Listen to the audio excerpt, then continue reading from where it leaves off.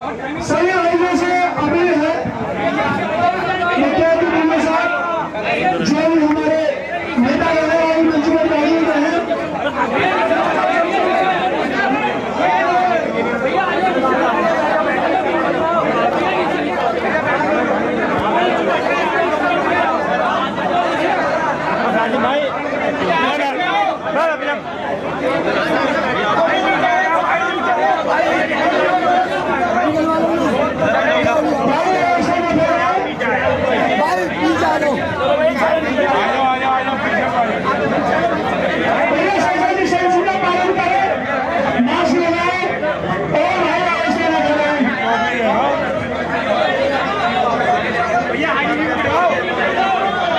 नीचे सीट ले लो। आओ बैठो बैठो। सभी भाइयों से निवेदन है कि ऐसे न हो रहे आइए आप मास्टर बनने के लिए सोशल डिस्टेंस भैया जी संघर्ष करो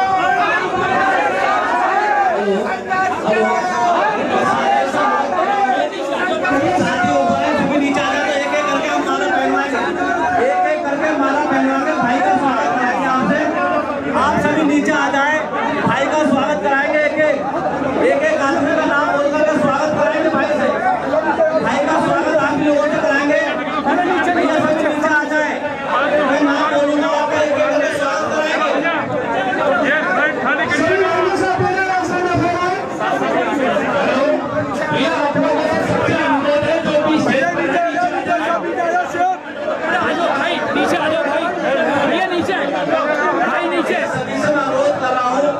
एक नाम बोल करके स्वागत कराएंगे।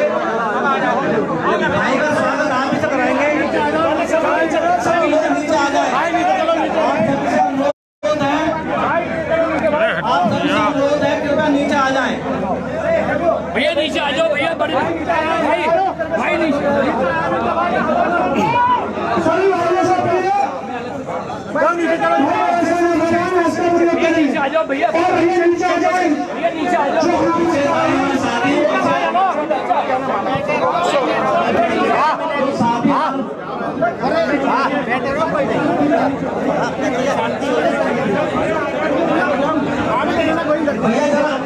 भैया नीचे आ जाए।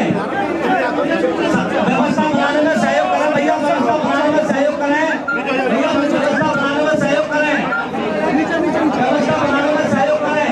तो पीछे भी खड़े वो भी साइड में आ जाए, पीछे खड़े भैया, व्यवस्था बनाने में सहयोग करें। एक का नाम बोलेंगे, भाई का स्वागत करना।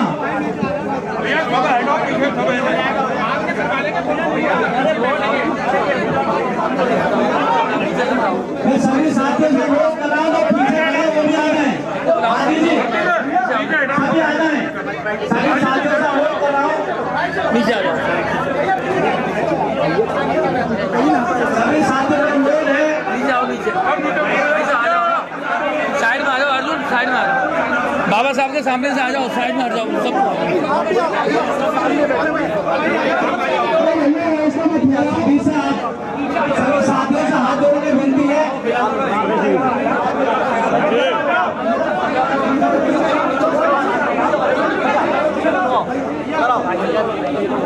सभी साथियों से अनुरोध है, सभी साथी नीचे आ जाए। सभी साथी नीचे आ जाए।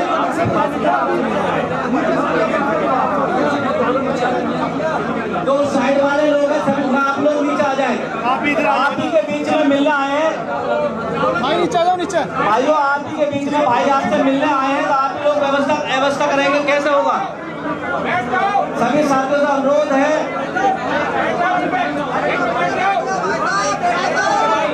सभी साथियों से अनुरोध है, पानी उधर, पानी की बोतल।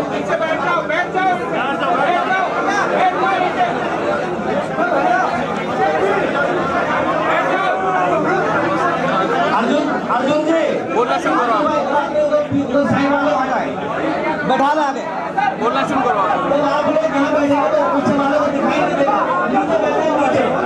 नीचे आ जाओ भैया, आ जाओ इधर, इधर आ जाओ, सब आ जाओ इधर, सब आ जाओ नीचे।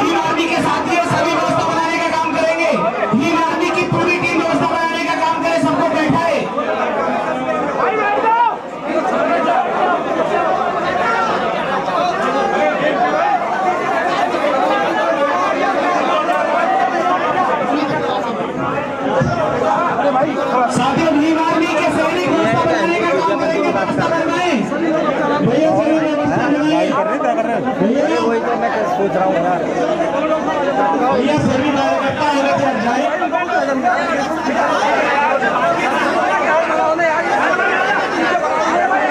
भैया सभी का नंबर आएगा, भैया सभी का नंबर आएगा स्वागत का। भैया सभी हट जाए।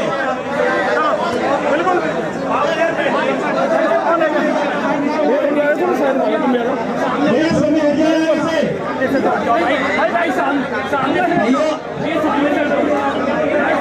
आप लोग व्यवस्था कर रहे हैं तो क्या बुलंदशहर का यही नाम है?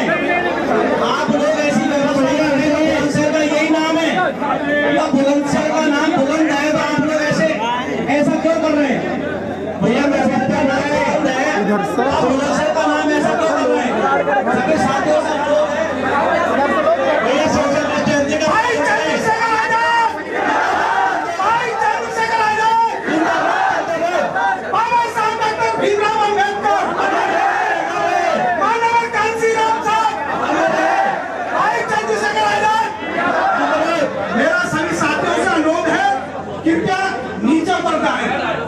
भाई का बाहर जाना है अभी और यहाँ से जितने भी साथी हैं साइड से आप भी सब पीछे ना जाए। भैया सभी व्यवस्था बनाए भैया।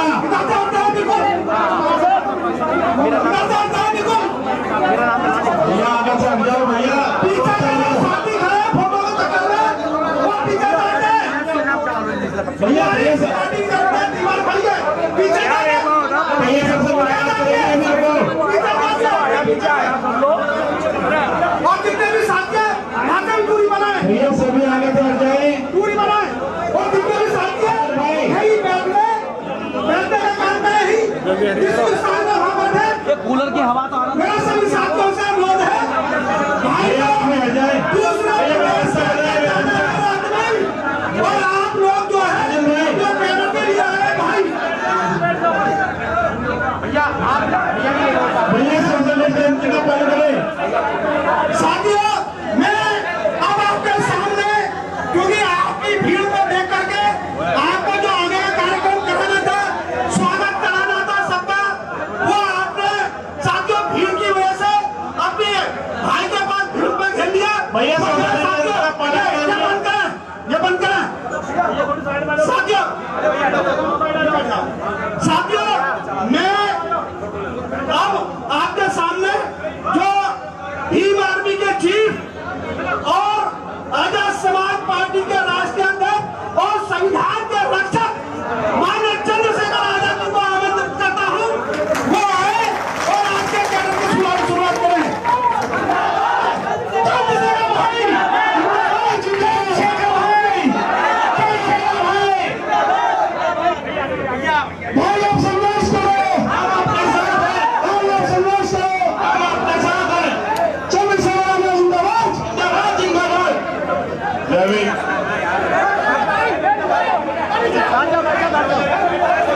सब लोग बैठ जाए। जो पहले से बैठे थे वो भी बैठ जाए, जो खड़े थे वो भी बैठ जाए। अर्जुन निर्वाह सब लोगों को या आप लोग बैठ जाए, बैठ जाए। हट जाओ चक्कर बन जी। हटो एक मिनट को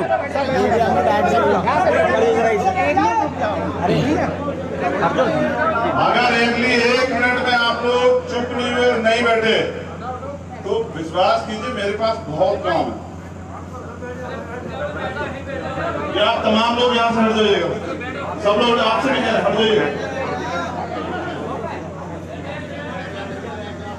बस लोग पीछे बैठे रहे, आप लोग हटे ना। मीडिया के लोग तो सामने आए यहाँ से सर आने नहीं दे रहे भैया। मैं समझता हूँ कि आप मुझसे बहुत प्यार करते हैं और मैं उस प्यार की कदर भी करता हूँ, लेकिन सवाल ये है कि मैं अभी एक दुख से आ रहा हूँ। हाथरस में जो हुआ और जो पूरे उत्तर प्रदेश में और पूरे देश में हो रहा है, ये हम सब लोगों के लिए सोचने का प्रश्न है। कमाल है यार, मेरी आवाज आपके कान तक आ ही रही है। देखो जिम्मेदार लोग तो सब बैठे हुए हैं, सब मौजूद लोग बैठे हुए हैं, लेकिन नौजवान जिनसे उम्मीद थी कि वो बल करेंगे, बल देंगे, उनको बेचैनी है। ये मेरे पास में खड़े और वीडियो बनाए बगैर रहेंगे नहीं, पता नहीं क्या मुसीबत होगी। बंद करो भाई साहब। तुम जो देख रहे हो, जो जिस जगह पे फिजिकल डिस्टेंसिंग का पालन कर रहा है बैठा हुआ है, और तुम्हें इतनी बेचैनी है, तुम्हें डांट के आगे पीछे खड़ा कर दो तभी ठीक रहोगे। भाई चुप रहो। ना तो रोजाना मैं यहाँ आता हूँ, ना रोजाना आप मुझे सुनेंगे। टीवी के माध्यम से, चैनल के माध्यम से आप मुझे सुनते रहते हैं, लेकिन मैं यहाँ आया हूँ, मैं इसलिए आया कि मैं लौट रहा था, मुझे जाना है बिहार। मैंने सोचा कि चलिए हमारा प्रत्याशी मजबूती से वहां लड़ रहा है, तो जो लोग वहां मेहनत कर रहे हैं उनका धन्यवाद अदा कर दूं और अपनी दिल की बात उन तक कह दूं, क्योंकि चुनाव खत्म हो जाएगा। मेरी बात पे गौर कीजिएगा, चुनाव खत्म हो जाएगा, आप और मैं यही रहेंगे। आपको पता है कि आपके लिए कौन लड़ रहा है, समझ रहे हैं ना? तो आज के इस कैडर को अपनी बात रखने का जो मौका मुझे मिला है, उस पर बस मैं 10 मिनट आपसे चाहता हूं। बहुत बतौर मेहरबानी आप लोग मुझे सुने। इस मंच पर बहुत जिम्मेदार लोग बैठे हैं, मेरे भाई सबीर साहब बैठे हुए, मुस्तफा भाई बैठे हुए, वीरेंद्र श्री जी बैठे हुए, और बहुत सारे जिम्मेदार जो हैं, सूरज, हिमांशु जी, गुलजार, और बहुत सारे जिम्मेदार, कपिल से लेके बहुत सारे जिम्मेदार यहाँ हैं। आप देखिए कि मेरा बहुत जिम्मेदार भाई नीचे बैठा हुआ यहाँ, ये वीर सिंह, यही के जिलाध्यक्ष बैठे होंगे मदन पाल जी। इनमें तो सहनशीलता है, लेकिन इनके अंदर दर्द है जो अभी आप लोग नहीं समझ पा रहे हैं। तो बहुजन समाज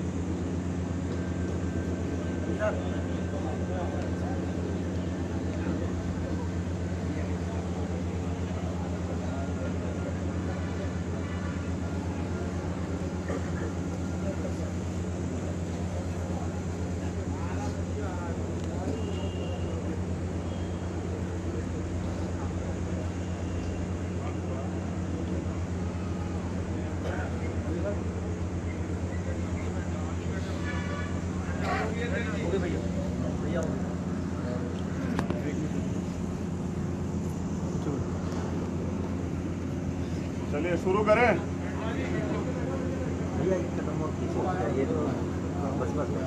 यार थोड़ा सा मुझे आप जय भीम। बहुजन समाज में जन्मे सभी संतों, गुरुओं, महापुरुषों को नमन करते हुए और तुम्हारी वजह से अगर मुझे डिस्टर्ब होगा तो मुझसे पत्रकार है, थोड़ा समझो बात को। असल में क्या है कि दिल यहाँ रखिए, दिमाग भी यहाँ रखिए, सब चीजें आसान हो जाएंगी। मैं रास्ता बता रहा हूं बस, और अगर रास्ता आप तक ना जाए, मैं गारंटी देता हूं, और मेरी कहीं भी एक एक बात अगर आपके दिल को ना छुए और आपको समझना है कि मैं क्या कहना चाहता हूं, तो मुझसे सवाल कीजिएगा, मेरे ऊपर आपका पूरा अधिकार है। सबसे पहले धन्यवाद यहाँ भीम आर्मी की जितनी टीम पहुंची हुई है, चाहे वो हमीरपुर की हो, चाहे वो हापुड़ की हो, मेरठ की हो, आगरा की हो, और अगर कहीं की पहुंच गई हो तो मैं धन्यवाद करता हूं। मुझे ना पता हो, मैंने आपकी ड्यूटी लगाई है क्योंकि मैंने हारना नहीं सीखा है, समझ रहे? मैंने क्या नहीं सीखा है? हारना। और मैं हारूंगा भी नहीं, क्योंकि मैं सच्चाई, ईमानदारी, नेकी की लड़ाई लड़ रहा हूं। और इस देश में शोषित वंचित समाज पर हो रहे जुल्म, अत्याचार, अन्याय, उनके छीनते अधिकारों की लड़ाई लड़ रहा हूं, तो मैं हारूंगा नहीं। और मैं अकेला नहीं हूं, हम सब में है, यहां बैठा हर एक आदमी चंद्रशेखर आजाद है। आप समझ रहे हैं? चुनाव मैंने कहा था आएगा और चला जाएगा। चुनाव पहले भी आए और गए। क्या आज तक जो अधिकार संविधान में आपको मिले हैं, उन अधिकारों का को यूज करने का मौका मिला आप लोगों को? क्या वो सुरक्षा की भावना दूर हुई? क्या जो जुल्म, जाति, अत्याचार हो रहे हैं वो कम हुए?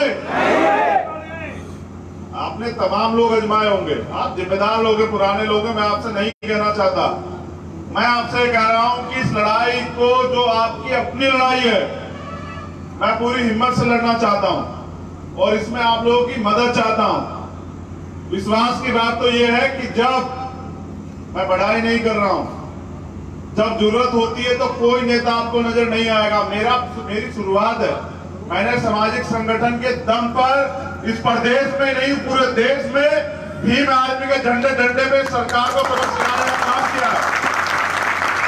आप तमाम लोग जानते हैं 2 अप्रैल का आंदोलन हमारे दलित समाज के लिए इतिहास है और इतिहास रहेगा। कि जब सरकार अगर खुद नहीं कर पा रही तो सुप्रीम कोर्ट से दलितों के खिलाफ एक ऐसा ऑर्डर पास करवाया, तो अपने खून से पत्र लिखने का काम चंद्रशेखर आजाद ने और भीम आर्मी के नौजवानों ने किया, और सुप्रीम कोर्ट पर झुककर वो फैसला वापस लेना पड़ा, और सरकार को भी झुककर वो फैसला वापस लेना पड़ा। उस दिन सरकार को यह अकल लग गई थी कि अब आमना सामना इनसे नहीं हो सकता है। आप गवाह हैं, जब सीए, एनपीआर, एनआरसी इस देश में कुछ लोगों ने कहा कि लागू कर रहेंगे, तो आप सब लोगों की मदद से मैंने जमा मस्जिद की ऐतिहासिक सीढ़ियों पे जाकर ये कहा कि जब तक इस देश में बाबा साहब के अनुयायी है, कोई भी मुस्लिम भाई अपने आप को अकेला ना समझे। फैसला आपका है, आपके पास मौका है, आपको मौका मिला है ये साबित करने का कि अगर कोई ईमानदार से लड़ रहा है तो उसकी मदद करके आप कितनी बड़ी कामयाबी हासिल कर सकते हैं। अभी मेरे पास अगर कोई ताकत है तो वो आपकी ताकत है। मेरा ना कोई एमएलए है, ना कोई एमपी है, ना कोई राज्यसभा का मेंबर है, ना ही कोई विधान परिषद का सदस्य है। मैंने पहला मौका बुलंदशहर के लोगों को दिया है कि अगर आप पहली मौके पर मुझे जीत दिलाकर यहां से भेजते हैं, मैं विश्वास दिलाता हूं आप लोगों को, मैं भाजपा की दिखाई, समझ रहे हो ना,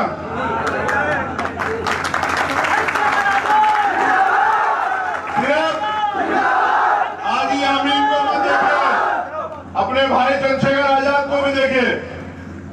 मैं भाजपा की चापलूसी नहीं करूंगा, मैं इसी के कमरों में बैठ के मैं आपके हक की लड़ाई सड़क पर लड़ूंगा, ये बात याद रखिएगा। कल कुछ लोग आपसे ये भी कहेंगे कि हम आपके वफादार हैं, वो आपको ये भी कहेंगे, मगर साथ साथ उनकी बातों को सुनिएगा।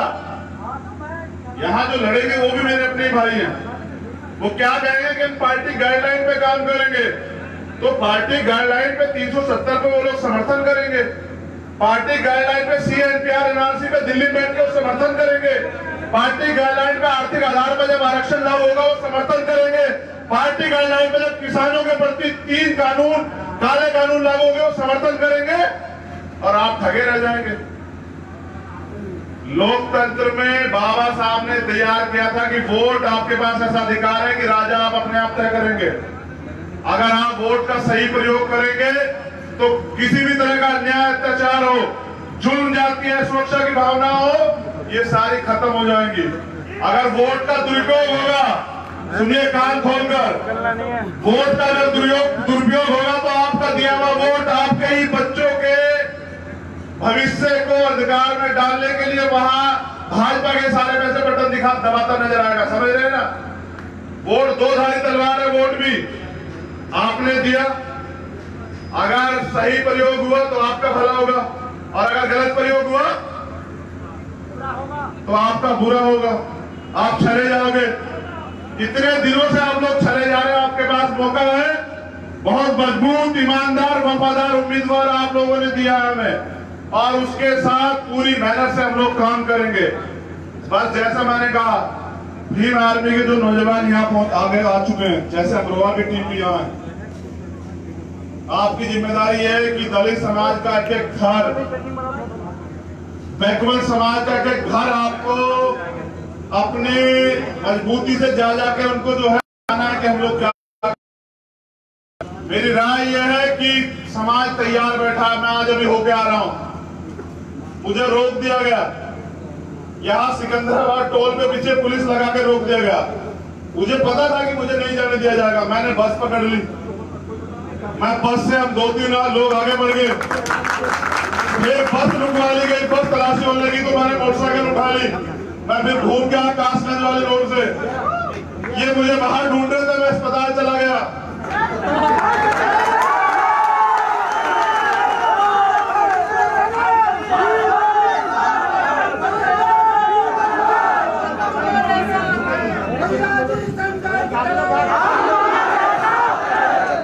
तो मैं अस्पताल चला गया, यही प्रशासन शासन के लोग थे। मैंने कहा भाई देखो, मेरा नाम चंद्रशेखर आजाद है, अगर मैं ना चाहूं तो मुझे कोई पकड़ नहीं सकता है, और मैं आपको आने वाले 4-5 दिनों के बाद दिखाऊंगा, 4 तारीख के बाद। समझ रहे हैं? बुलेट ट्रेन की स्पीड से यहाँ जो है आजाद समाज पार्टी दौड़ेगी बुलंदशहर को, आप लोग देखिए। इस लड़ाई में तमाम तरह के मुकदमे आपको डराने दबाने के लिए जो आज तक यूज हुए, समझ रहे हैं, तमाम तरह के मुकदमे, तमाम तरह के झूठे आरोप, तमाम तरह की बातें आपके खिलाफ होंगी। बस ये याद रखेगा, आपने तमाम लोगों को मैं आज पूरी जिम्मेदारी से कह रहा हूं, एक बार आप अपना भरोसा अपने भाई, अपने बेटे, अपने दोस्त और अपने जिम्मेदार साथी को देकर दीजिएगा। 22 का चुनाव देश है, अगर बुलंदशहर में बिना सत्ता के सत्ता वाला माहौल जो है ना महसूस करा तो बुलंदशहर में आकर पैर नहीं रखूंगा, ये वादा कर रहा हूं। आपने माफिया देखे, क्रिमिनल देखे, मैंने आपको ईमानदार प्रत्याशी दिया है। क्या यामीर भाई की ईमानदारी पे किसी को शक है? मैंने आपको ईमानदार और वफादार प्रत्याशी दिया है, मैंने एक भला आदमी दिया है और आप लोगों के काम करने के लिए दिया है। और मैं ये भी गारंटी देता हूं, इनके पास 1 साल है, 1 साल के बाद दोबारा चुनाव होगा। ये 24 घंटे आपके अगर खिदमत में ना खड़ा होना तो मेरा कान पकड़ना। आप लोग किसका कान पकड़ोगे? हाँ, मगर मुझे आपकी मदद की जरूरत है, समझ रहे हैं? इस सरकार से, जालिम सरकार से लड़ने के लिए और इनके झूठे एजेंडों से लड़ने के लिए मैं गारंटी देता हूं कि जब ये सामना नहीं कर पाएंगे तो नफरत के बीज बोएंगे, सांप्रदायिकता की आग जलाएंगे, तमाम तरह के दंगे वंगे कराने का प्रयास करेंगे। आपको अपनी एकता पे टिके रहना है। अगर मैं गारंटी देता हूं आप लोग एकजुट रहे तो सिर्फ उत्तर प्रदेश ही नहीं, दिल्ली की गद्दी में भी आपका आदमी बैठेगा, ये बात आप याद रखें। समय कम है, जो नौजवान यहाँ पहुंच चुके हैं उनकी जिम्मेदारी है, जैसा मैंने कहा है, मेरी इज्जत और मेरा सम्मान यहाँ लगा है। कहाँ लगा है? बिहार में भी चुनाव है, लेकिन मैंने बुलंदशहर के लोगों को पहले मौका दिया। अब तक प्रत्याशी के घोषित तो नहीं हुआ, क्योंकि मुझे उत्तर प्रदेश की मिट्टी से प्यार है। इसकी जेल, कई जगह की जेल मैंने देखी है। मैंने आज उनको भी कहा है, एसपी सिटी वहां थे, मुझसे कह रहे थे वहां नहीं जाओगे, वहां नहीं जाओगे। हमने कहा एक जगह तो जा सकते हैं। बोले कहा? मैंने कहा अलीगढ़ की जेल में। तो हंसने लगे। हमने कहा कि यार देखो, ये जो रईसों के लोग चम्मच लेके जो पैदा हुए हैं, राजनीतिक चम्मच, उनको दिखाना है मुकदमों जेलों का डर। हम ना जेल से डरते, ना आपकी मुकदमे डरते, ना आपके नशे से डरते, ना फांसी से डरते। ईमानदार व्यक्ति, और जब तक जिएंगे पूरी ईमानदार से कौम की हिफाजत करेंगे, कौम की खिदमत करेंगे। और किसी भी तरह का जब अन्याय अत्याचार हमारे लोगों को पूरे देश में कहीं भी थोपा जाएगा, तो उनकी अपना सीना का आगे करके उनकी सुरक्षा करेंगे। ये जिम्मेदारी ली है हमने। मैं फिर गारंटी से कह रहा हूं, जो लोग आपसे बहुत भाईचारे की बात करेंगे और कहेंगे हमने खिदमत की थी, उनसे पूछेगा जब आपकी उनकी नेता जब वहां दिल्ली में बीजेपी के सहयोग से बैठ के फैसले लेती है, जो दलितों के नहीं हुए वो आपके हो जाएंगे क्या? आप एक बार महसूस करके देखिए। मैं बुलंदशहर के भाइयों से कह रहा हूं, जो दलितों के नहीं हुए वो आपके हो जाएंगे क्या? हमने अपना जीवन कुर्बान कर दिया इस मूवमेंट पे, ये सोच के कि कभी तो शोषित वंचित लोगों का, मजलूमों का राज आए। लेकिन 72-73 साल की आजादी में अगर आपको कुछ मिला है तो मिला है दंगा, आपको कुछ मिला है तो मिली है मॉब लिंचिंग, आपको कुछ मिला है तो मिले हैं बलात्कार, आपको कुछ मिला है तो मिली है जुल्म जाति। आपने अगर आवाज उठाई तो आप नक्सली, आतंकवादी और तरह तरह के टैग लगा के, आज भी जिम्मेदार से कह रहा हूं, मुझे रामपुर के लोगों का फोन आया, मुझे अमरोहा के लोगों ने फोन किया कि भाई साहब CNPR NRC में झूठे लोग मुकदमे लगा के और गैर नामजद लोगों को उठाकर जेल भेज रहे हैं। हमने कहा ठीक है, उनको उनकी सुरक्षा भी हम लोग करेंगे। आप पे फिर पहले भी मौका आया था, आप बहुत जिम्मेदार लोग हैं, फिर आप पे मौका आएगा। इस बार चुनाव आपका, चुनाव हाजी यामीन नहीं लड़ रहा है, चुनाव यहाँ बैठा हर एक शख्स लड़ रहा है। और अगर आप पूरी हिम्मत से उस चुनाव में दम लगाएंगे तो मैं गारंटी देता हूं कि जीत आपकी होगी। और आप अगर जीत कर जाएंगे तो याद रखिए, इतिहास में लिखा जाएगा, जब जब आजाद समाज पार्टी की बात होगी तो पहला विधायक कहां से होकर जाएगा, ये बात याद रखिए। और आप ये बताइए, कोई नींव को कमजोर पड़ने देता है क्या? आप नींव के लोग हैं, पूरी ताकत हिम्मत से, पूरी मेहनत से लगिए। 20 से 25 दिन मिलेंगे। सरकार के आदेश है कि रैली नहीं हो सकती है, तो मैं जानता हूं कि जब कोई दीवाना ये तय कर ले, जैसे मैंने तय करके भी कहा प्रशासन को, उन्होंने मुझसे कहा कि आप कैसे चले, हमने इतनी फोर्स लगाई है। हमने कहा अपराधी थोड़े ही है, भाई है भाई। हमने कहा हम भाई हैं, और जब एक भाई अपनी बहन से उसकी सम्मान की, उसकी रक्षा करने के लिए तय करके निकलता है, तो दुनिया की कोई ताकत उसे रोक नहीं सकती है। इतिहास गवाह है, इतिहास गवाह है। मैंने कहा कि आपकी कोई ताकत मुझे नहीं रोक सकती है, तो मैं इसलिए आप पहुंच गया हूं। मैं आपसे वादा करता हूं, अगर आप तय कर ले तो हाजी यामीन जी को भी लखनऊ जाने से कोई रोक नहीं सकता है। फैसला आपका है। माफियाओं के साथ खड़े होंगे, दोगलों के साथ खड़े होंगे, या ईमानदार वफादार के साथ खड़े होंगे। मैं ये भी गारंटी देता हूं, पूरी जिम्मेदार से कह रहा हूं, नोट कर लेना सब लोग, अगर इनके काम में चूक हुई तो सबसे पहले इनको पार्टी से निकालने वाला व्यक्ति चंद्रशेखर आजाद होगा। लेकिन इनको जिताकर भेजना किसकी जिम्मेदारी, जरा हाथ उठा के बताओ, दोनों हाथ उठा के बताओ, तभी मानूंगा। जिता के भेजोगे नहीं भेजोगे, ताकत दोगे नहीं दोगे। चलो 2-3 नारे मैं तैयार कर रहा हूं आप लोगों के लिए, बस इन नारों में सहयोग करें। दलितों की सुरक्षा कौन करेगा? हम करेंगे, हम करेंगे। दलितों की सुरक्षा कौन करेगा? हम करेंगे, हम करेंगे। मुसलमानों की सुरक्षा कौन करेगा? हम करेंगे, हम करेंगे। मुसलमानों की सुरक्षा कौन करेगा? हम करेंगे, हम करेंगे। अरे पिछड़ों की सुरक्षा कौन करेगा? हम करेंगे, हम करेंगे। अरे पिछड़ों की सुरक्षा कौन करेगा? हम करेंगे, हम करेंगे। अरे देश की रक्षा कौन करेगा? हम करेंगे, हम करेंगे। अरे देश की रक्षा कौन करेगा? हम करेंगे, हम करेंगे। संविधान की सुरक्षा कौन करेगा?